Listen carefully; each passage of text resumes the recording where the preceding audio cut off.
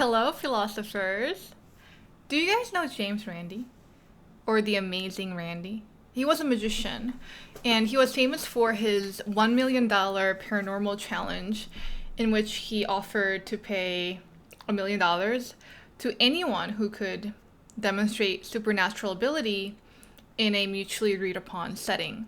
So, for example, Randy said if any psychic can offer up useful and true information, then he would believe that the psychic has supernatural abilities. So if a psychic tells someone where their dead grandmother's missing will is, and it turns out to be true, then Randy would believe that the psychic is indeed a psychic. So no one's actually claimed the $1 million yet, and Randy's now dead, so I don't know how that works out. What I found really interesting about this challenge was that James Randi didn't go, well, all psychics are frauds, no matter what they can show me.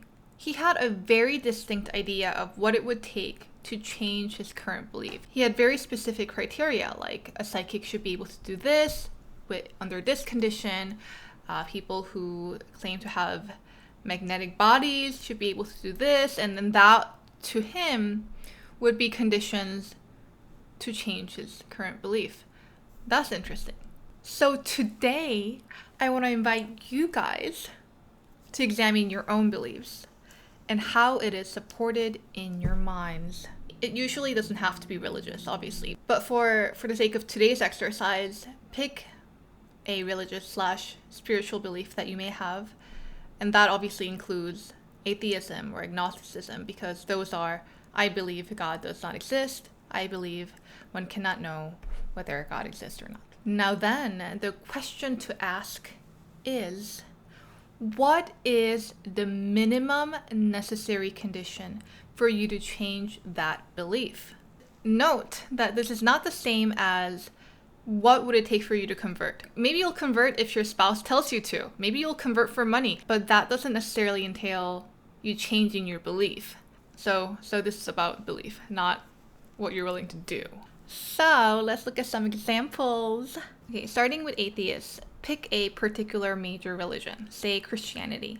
Do you not believe it, for example, because the Christian God, as written in the Bible, is logically contradictory or impossible? In that case, what if the contradictory parts were removed, hypothetically, from the Bible, and so the concept of God started making total sense to you?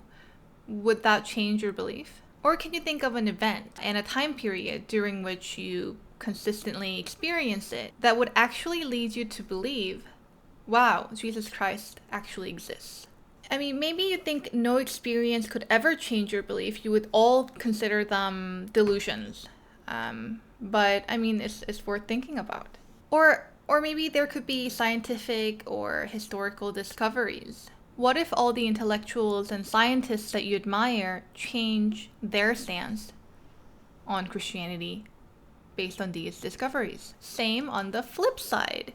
Say you believe that God exists, or specifically, let's consider the Christian point of view. What would it take for you to think, oh wow, I have the wrong belief? What about science explaining some specific things that you consider to be evidence for the existence of God? Or what about a first-hand experience, like aliens come down from the sky and they show you all these supernatural powers that they have, and they tell you that